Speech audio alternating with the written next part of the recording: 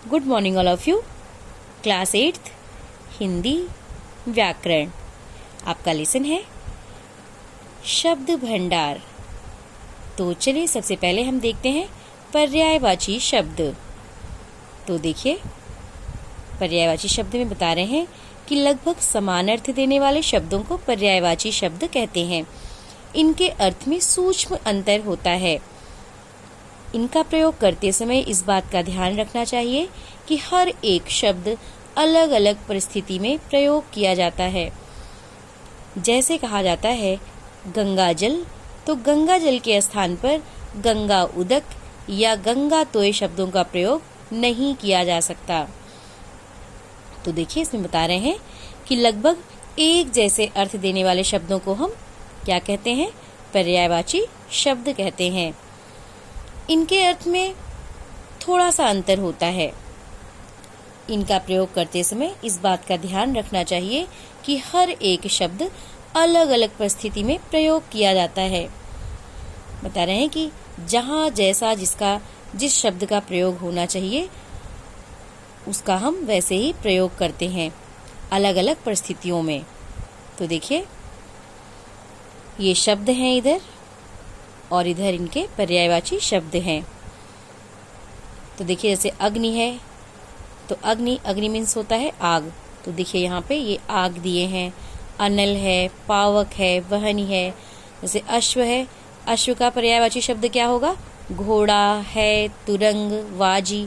अंधेरा का पर्यायवाची शब्द क्या होगा? तम, अंधकार, तिमिर, तमिश्र। कमल, अंबुज, नीरज, जलज, पंकज। गंगा, सुरसरी, देव नदी, भागीरथी, जाह्नवी। इसी तरह से और भी शब्द हैं और इनके पर्यायवाची शब्द हैं। आप इसको देख लीजिएगा। चलिए आगे चलते हैं। इसके बाद है आपका अनेकार्थक शब्द। अनेकार्थक शब्द क्या है, इसको देखिए। भाषा में प्रयोग के अनुसार विभिन्न परिस्थितियों में भिन्न भिन्न अर्थ देने वाले शब्दों को अनेकार्थक शब्द कहते हैं। इसमें बता रहे हैं कि भाषा में प्रयोग के अनुसार जहाँ जैसा जिस शब्द का प्रयोग हो, तो भाषा में प्रयोग के अनुसार विभिन्न परिस्थितियों में भिन्न भिन्न अर्थ देने वाले शब्दों को अनेकार्थक शब्द कहते हैं।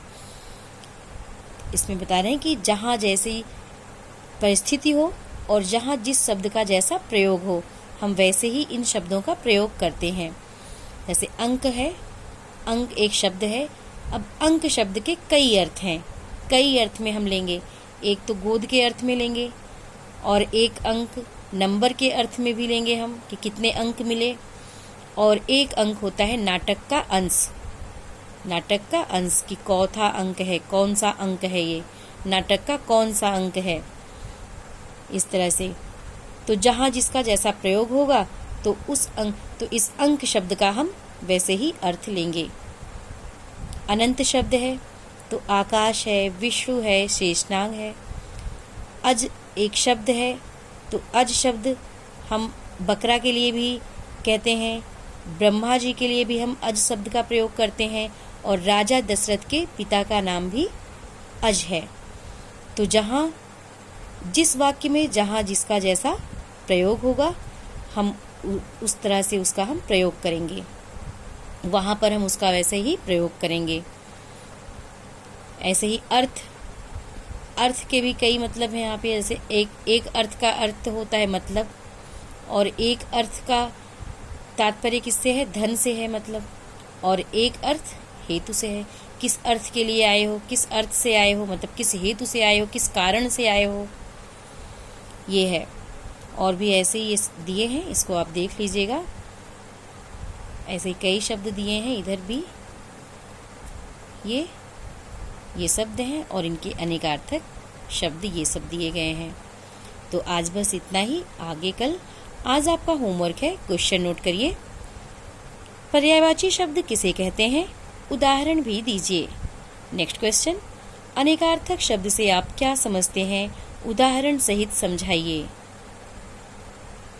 Thank you.